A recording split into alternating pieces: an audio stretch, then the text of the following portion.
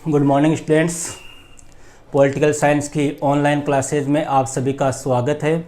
देखो बच्चों, अपने पिछला जो वीडियो था वो था अपने खंड एक की इकाई फर्स्ट का चैप्टर 2 सत्ता, वैधता और शक्ति वाला उसको अपने कंप्लीट कर चुके हैं। आज अपने खंड एक की जो इकाई फर्स्ट है इसी की तीसरा चैप्टर जो एक अवधारणा है जिसका नाम है अपने धर्म या रिलीजन, इसके ऊपर अपने चर्चा करेंगे। तो देखो, सबसे पहले अपने बात करते हैं कि धर्म क्या होता है।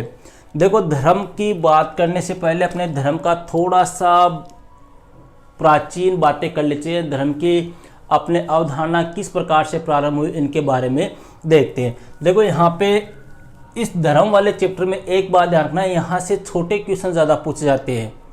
एक नंबर के, दो नंबर के क्वेश्चन यहाँ से आते हैं कि सबसे बड़ा धर्म कौन सा है, सबसे प्राचीन कौन सा है, धर्म का अर्थ क्या होता है, धर्म का सार क्या है, धर्म और अहिंसा में कैसा संबंध है, इनके मूल तत्व क्या है। ऐसे क्वेश्चन यहाँ से ज़्यादा आएंगे, इसलिए यहाँ पर जो छोटे क्वेश्चन हैं उनको आपको ध्यान रखना है। ठीक है, तो देखो, अपने धर्म की बात करते हैं तो अपने धर्म के ऊपर चर्चा करने से पहले धर्म जो है वो अपने पूर्वी संस्कृति से प्रारंभ माना जाता है। धर्म का प्रारंभ जो है वो, धर्म का जो आगाज है वो कहाँ से हुआ था? अपने पूर्वी जो संस्कृति थी, अपने उस पूर्वी संस्कृति से अपने धर्म का क्या मनाता है?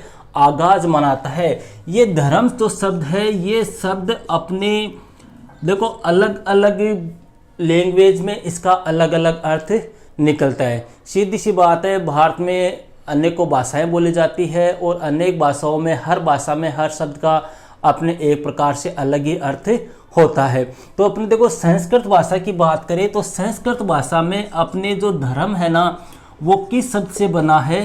धारणार्थ से बना है। धर्म शब्द किससे बना है? धारणार्थ से बना है। और इस धारणार्थ में कौन सी धातु है? धृ धातु है, जिसका अर्थ क्या होता है? धारण करना। मतलब संस्कृत भाषा जो है, उस संस्कृत भाषा में धर्म का शाब्दिक अर्थ क्या हो गया? धारण करना। धारण किसको करना? जो आपके विश्वास है, जिनके ऊपर आप विश्वास करते हो, जिन प्रथाओं को, जिन रीति रिवाजों को आप मानते हो, उनको क्या करना? धारण करना। यही धर्म का शाब्दिक अर्थ है। कौन सी लैंग्वेज में? अपने संस्कृत की लैंग्वेज में। अपने भारत में देखो, भारत में धर्म किसे कहा गया है? ये भी क्वेश्चन पूछ लेते हैं कि भारत में धर्म का क्या अर्थ है। तो देखो, भारत में धर्म का सीधा सा अर्थ है अपने सत्य, अहिंसा, कर्तव्य, सदाचरण, सद्गुण और न्याय के मार्ग पर क्या करना? चलना। यही भारत में क्या है? धर्म है। मतलब आप सत्य का पालन करो, आप हिंसा मत करो, अहिंसा को अपनाओ, आपके कर्तव्य अच्छे होने चाहिए, आपका आचरण जो है वो उच्च होना चाहिए, श्रेष्ठ होना चाहिए, सदाचरण होना चाहिए, आप में अच्छे गुण होने चाहिए, आप न्याय का साथ देने वाले होने चाहिए। ये सभी अपने भारत में क्या कहा गया है? इन्हीं को धर्म कहा गया। मतलब जो व्यक्ति इनका पालन करता है वही क्या है? धार्मिक व्यक्ति है, अर्थात वह धर्म को मानने वाला है। भारत में यही धर्म की परिभाषा है कि इनको अपनाना या इनके मार्ग पर चलना। देखो, अपने प्राचीन ऋषि मुनि थे, उन ऋषि मुनियों ने भी अपने यही बात कही थी। महात्मा गांधी थे, महात्मा गांधी ने भी अपने धर्म के बारे में यही कहा था। विवेकानंद थे, विवेकानंद ने भी यही कहा था कि अच्छे आचरण को अपनाना, सद्गुणों को अपनाना, अपने कर्तव्यों का पालन करना, सत्य बोलना, हिंसा नहीं करना, अहिंसा का साथ देना, न्याय का रास्ता चुनना, यही क्या है? धर्म के आधारभूत तत्व है। और भारत में इन्हीं के मार्ग पर चलने को क्या कहा गया है? धर्म कहा गया है। अब अपने बात करते हैं धर्म की परिभाषा अपनी बुक के अकॉर्डिंग, अंग्रेजी भाषा में। देखो, धर्म जो शब्द है वो अपने किस शब्द से बना है? अंग्रेजी भाषा का एक शब्द है जिसका नाम है अपने रिलीजन। इस रिलीजन शब्द से क्या बना है? अपने धर्म बना है, जिसका शाब्दिक अर्थ होता है आस्था, विश्वास और क्या, मान्यता। आस्था, विश्वास और मान्यता। देखो अपने धर्म शब्द जो है वो अंग्रेजी भाषा के रिलीजन शब्द से बना है, जिसका अर्थ होता है अपने आस्था होना, मतलब प्रतीकों में जो मूर्तियां वगैरह होती है, जो देवता वगैरह होते हैं जिनको आप मानते हो, उनमें आस्था होना, उनके प्रति आपके मन में विश्वास होना, उनको आप क्या लेना, उनकी मान्यता करना, उनको स्वीकार करना, उनको दर्जा देना, यही क्या है, धर्म है। अर्थात धर्म वह है जिसके द्वारा किसकी व्याख्या की जाती है, पवित्रता की क्या की जाती है, व्याख्या की जाती है, वही क्या है, धर्म है। तो देखो अपने 3 चीजें हो चुकी है। संस्कृत भाषा में धर्म जो है किस शब्द से बना है, धारणार्थ से बना है, ध्रय धातु है जिसका अर्थ होता है धारण करना, किसको, विश्वास और फर्ताओं को, संस्कृत के अकॉर्डिंग। भारत में धर्म का अर्थ क्या है, सत्य, अहिंसा, कर्तव्य, सदाचरण, सद्गुण, न्याय के मार्ग पर चलना, यही भारत में धर्म का अर्थ है। धर्म शब्द जो है वो अंग्रेजी भाषा के कौन से शब्द से बना है, रिलीजन से बना है, जिसका अर्थ होता है आस्था, विश्वास, मान्यता। अर्थात धर्म वह है जिसके द्वारा पवित्रता की क्या की जाती है, व्याख्या की जाती है। अब यहाँ पे देखो कुछ अपने विचारक, कई समाज सुधारक हुए हैं जिन्होंने धर्म की परिभाषाएं दी है। देखो इनमें अपने पहला आता है डॉक्टर सर्वपल्ली राधाकृष्णन, जो अपने भारत के प्रथम तो उपराष्ट्रपति और दूसरे नंबर के क्या थे, राष्ट्रपति थे। शिक्षक दिवस इनकी याद में अपने मनाते हैं। इन्होंने कहा था कि इन्होंने धर्म की परिभाषा देते हुए कहा कि आध्यात्मिकता को धर्म का क्या माना जाता है, केंद्र बिंदु माना जाता है। इन्होंने क्या परिभाषा दी कि आध्यात्मिकता जो है वो धर्म का क्या है, केंद्र बिंदु है। यह परिभाषा किसने दी थी, डॉक्टर सर्वपल्ली राधाकृष्णन ने। लेकिन इससे भी फेमस जो परिभाषा है वो दी थी स्वामी विवेकानंद ने। विवेकानंद जिनका नाम नरेंद्र नाथ भी था, अपने बचपन का नाम। इन्होंने कहा था कि धर्म जो है वो मनुष्य में पहले से प्राप्त देवत्व व आध्यात्मिकता का क्या है, विस्तार है। किसका विस्तार है, देवत्व व आध्यात्मिकता का। देखो एक चीज़ आपको बता देता हूँ कि 2020 का जो पेपर हुआ था अपने 12वीं क्लास का, उसमें ये परिभाषा पूछी गई है कि धर्म जो है वो मनुष्य में पहले से प्राप्त देवत्व व आध्यात्मिकता का विस्तार है। यह पंक्ति किसने कही थी, तो किसने कही थी, स्वामी विवेकानंद ने कही थी। ये पूछी जा चुकी है, तो मेरे ख्याल से आपको इस पंक्ति को याद रखना है कि धर्म जो है, धर्म का मूल केंद्र बिंदु आध्यात्मिकता है। यह पंक्ति किसने कही या धर्म की यह परिभाषा किसने दी, तो राधा कृष्ण ने दी। तो देखो विवेकानंद ने कहा था कि देवत्व व आध्यात्मिकता का क्या विस्तार ही धर्म है। मतलब देखो विवेकानंद कहते थे कि हर मनुष्य जो होता है, इस मनुष्य में दो तरह के गुण होते हैं, 2 तरह की प्रवृत्तियां होती है। एक तो होती है देवत्व की प्रवृत्ति और एक होती है राक्षसी प्रवृत्ति।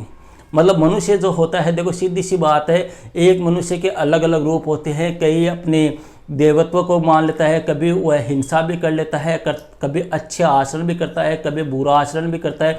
तो विवेकानंद ने ये कहा था कि हर मनुष्य जो होता है उसमें वह देवत्व व आध्यात्मिकता की क्या पाई जाती है, प्रवृत्ति मान्य पाई जाती है, और उसी का विस्तार करना क्या है, धर्म है। ये विवेकानंद ने कहा था। एक मनुष्य है उसमें देवत्व की प्रति है, वह देवताओं को मानता है, वह प्रतीकों को मानता है, वह मूर्ति पूजा करता है, वह पत्थरों की पूजा करता है, वह देवताओं को नमस्कार करता है, हाथ जोड़ता है।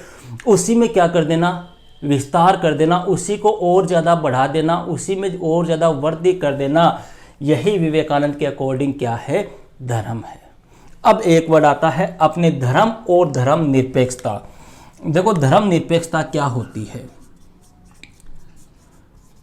अपने परिभाषाएं हो चुकी है, अर्थ हो चुका है, परिभाषा हो चुकी है। अब आता है अपने धर्म निरपेक्षता। देखो धर्म निरपेक्षता क्या होती है। अपने भारतीय संविधान जो है, इस भारतीय संविधान की प्रस्तावना जो है, इसमें भी अपने धर्म निरपेक्षता का उल्लेख है। धर्म निरपेक्षता बोल दो या पंथ निरपेक्षता बोल दो, बात एक ही है। देखो समाजवाद, अखंडता और धर्म निरपेक्षता, ये अपने संविधान की प्रस्तावना में भी कहा गया है कि भारत जो है वो एक पंथ निरपेक्ष, समाजवादी, धर्मनिरपेक्ष राष्ट्र है। तो कहने का मतलब यह है कि धर्मनिरपेक्षता की, देखो अपने संविधान में ज़्यादा नहीं जाकर अपने यही बात कर लेते हैं कि धर्मनिरपेक्षता क्या है।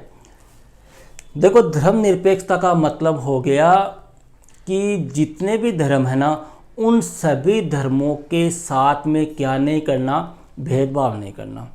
मतलब भारत में जितने भी धर्म पाए जा रहे हैं, उन सभी धर्मों को समान दर्जा देना, सभी धर्मों के साथ समान व्यवहार करना, किसी भी धर्म को विशेष धर्म का दर्जा न देना, किसी भी धर्म के साथ में भेदभाव नहीं करना, यही क्या होती है, धर्म निरपेक्षता होती है, जिसको अपने भारतीय संविधान में 42वें संविधान संशोधन 1976 के द्वारा इंदिरा गांधी के समय जोड़ा गया था। देखो वापस सुन लेना, एक बार वापस रिपीट कर रहा हूँ। धर्मनिरपेक्षता क्या है। धर्मनिरपेक्षता का मतलब है कि किसी भी धर्म को विशेष धर्म का दर्जा या राष्ट्रीय धर्म का दर्जा न देकर सभी धर्मों के साथ में कैसा व्यवहार करना, इक्वल व्यवहार करना, सभी धर्मों के साथ समान व्यवहार करना, सभी धर्मों को समान महत्व देना, समान दर्जा देना, किसी भी धर्म के साथ किसी प्रकार का कोई भेदभाव नहीं करना, चाहे वो धर्म पुराना हो या नया हो, चाहे छोटा हो या बड़ा हो, चाहे उसको मानने वाले अनुयायी ज़्यादा हो या कम हो, सभी धर्म क्या है, इक्वल है, सभी धर्म समान है, सभी धर्म क्या है, बराबर है। यही क्या कहलाती है, धर्मनिरपेक्षता। इतनी बात के लिए अब बात करते हैं अपने धर्म और नैतिकता की। इसको थोड़ा साफ कर लेते हैं अपने। देखो धर्म और नैतिकता में किस प्रकार का रिलेशन है, कैसे ये एक दूसरे से अपने संबंधित है।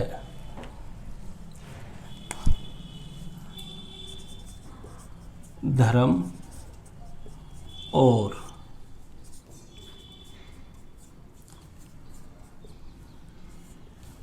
नैतिकता। देखो धर्म और नैतिकता की अपने बात करते हैं।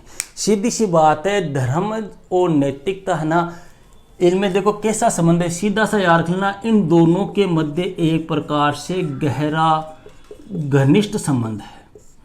गहरा और घनिष्ठ संबंध कैसे है वो अपने बात करते हैं। देखो धर्म का मूल लक्ष्य क्या होता है।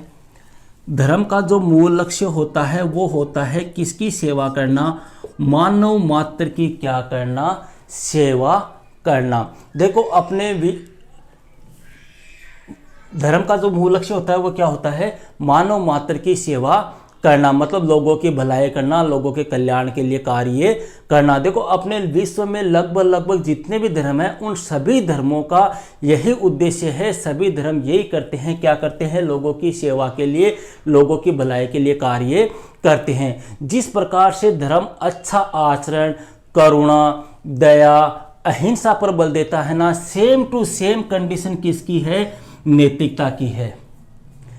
कैसे धर्म जो है वो किसके ऊपर बल दे रहा है, अपने कर्तव्य के ऊपर, अहिंसा के ऊपर, करुणा के ऊपर, दया के ऊपर, क्षमा के ऊपर, सद्गुणों के ऊपर बल देता है ना। वही कंडीशन किसकी है, नैतिकता की है। नैतिकता जो है वो भी धर्म के समान हमें अच्छे आचरण पर बल देना, सत्य के मार्ग पर चलने, अहिंसा का पालन करने, सदाचरण करने, दया का भाव रखने, क्षमा का भाव रखने पर बल देती है। इस आधार पे हम कह सकते हैं कि धर्म और नैतिकता में कैसा संबंध है, घनिष्ठ संबंध है। दोनों जो है, नैतिकता जिसमें होगी वो भी क्या करेगा, मानव मात्र की सेवा के लिए, मानव मात्र की भलाई के लिए कार्य करता है।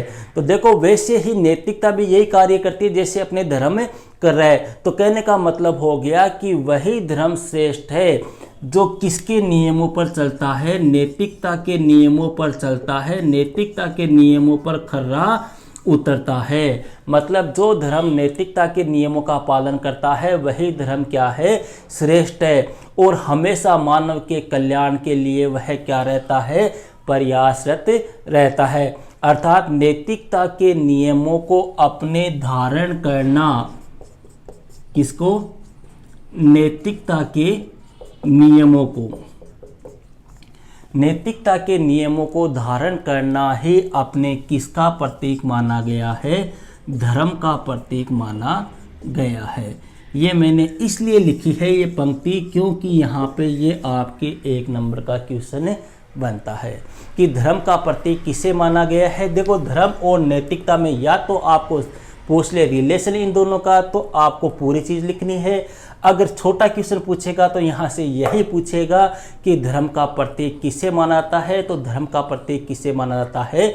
नैतिकता के नियमों को धारण करना, वही धर्म का प्रतीक है। एक बार वापस सुन लेना, नैतिकता और धर्म। देखो, धर्म और नैतिकता जो है इनमें कैसा संबंध है? गहरा संबंध है, इन दोनों में घनिष्ठ संबंध है।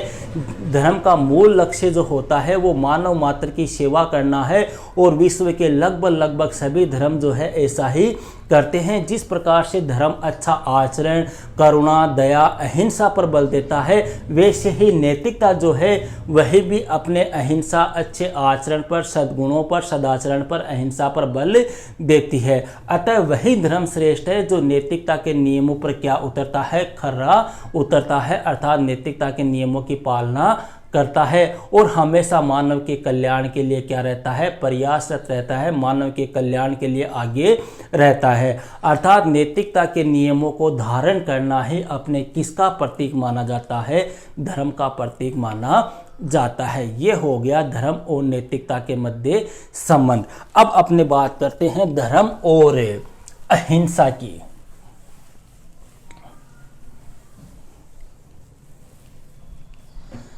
धर्म और अहिंसा ये दोनों क्या है?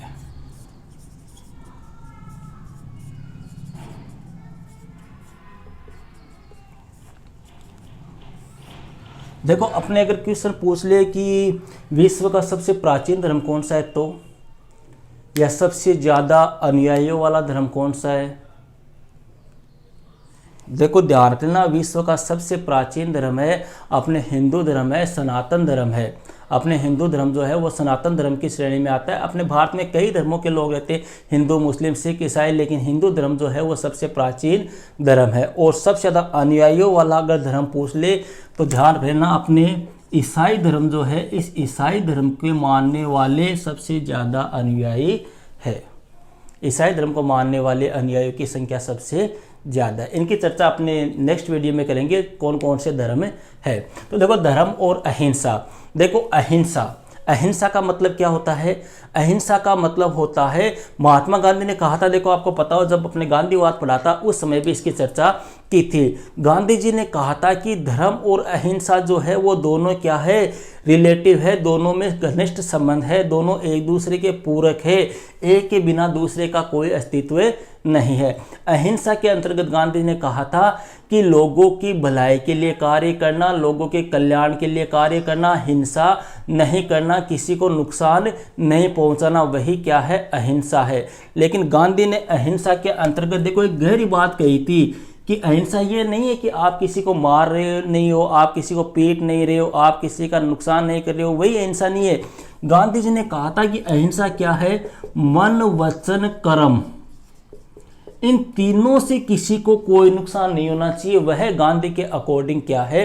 अहिंसा है। मतलब आप मन से कोई ऐसी बात मत बोलो जिससे किसी यशोरी आप मन में किसी के प्रति कोई बैर की भावना मत रखो। आप मन में किसी के प्रति अगर ईर्ष्या, बैर की भावना रखते हो तो वह गांधी जी के अकॉर्डिंग अहिंसा नहीं है। आपके कर्म आपके कार्य ऐसे हैं जिससे किसी व्यक्ति को नुकसान हो रहा है, या आप जो है वो किसी व्यक्ति के साथ मारपीट कर रहे हो, उसके साथ गलत कर रहे हो, तो वह भी गांधी जी के अनुसार अहिंसा नहीं है।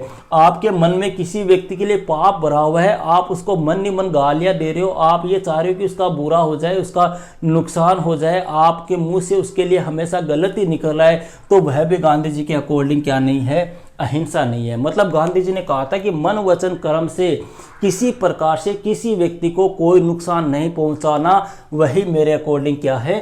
अहिंसा है। तो अपने यहाँ पे बात करते हैं धर्म और अहिंसा जो है उनमें कैसा संबंध है। देखो, जिस प्रकार से धर्म जो है इस धर्म का आधार तत्व अपने दया, सत्य, क्षमा, कर्तव्य निष्ठा, ईमानदारी है, उसी प्रकार से यह तत्व किसके है? अहिंसा भी के है। देखो यहाँ पे क्वेश्चन पूछ लेते हैं कि अपने धर्म के आधार तत्व कौन कौन से हैं? दया, क्षमा, कर्तव्य निष्ठा, सत्य, ईमानदारी। देखो अभी आपको एक छोटा क्वेश्चन बताया था 1 नंबर का, वो था अपने धर्म का प्रतीक किसको माना जाता है।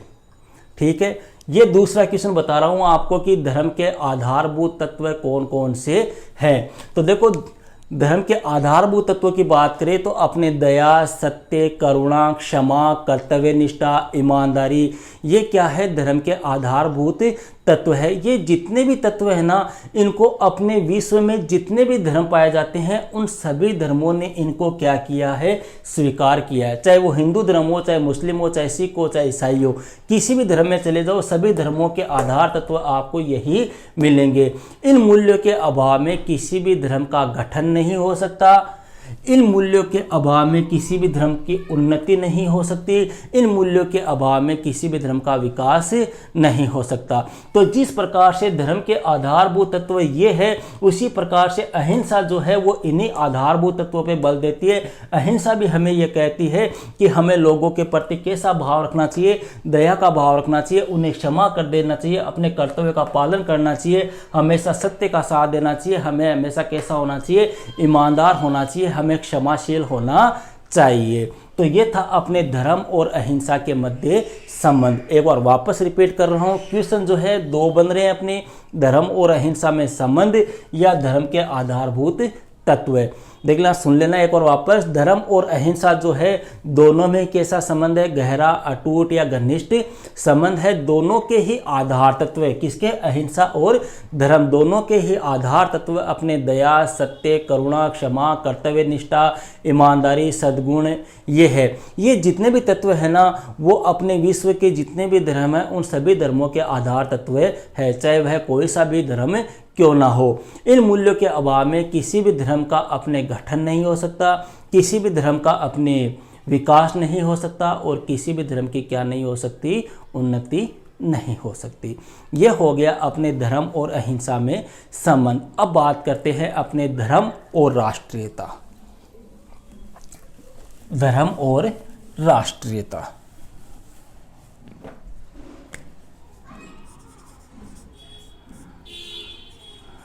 धर्म और राष्ट्रीयता।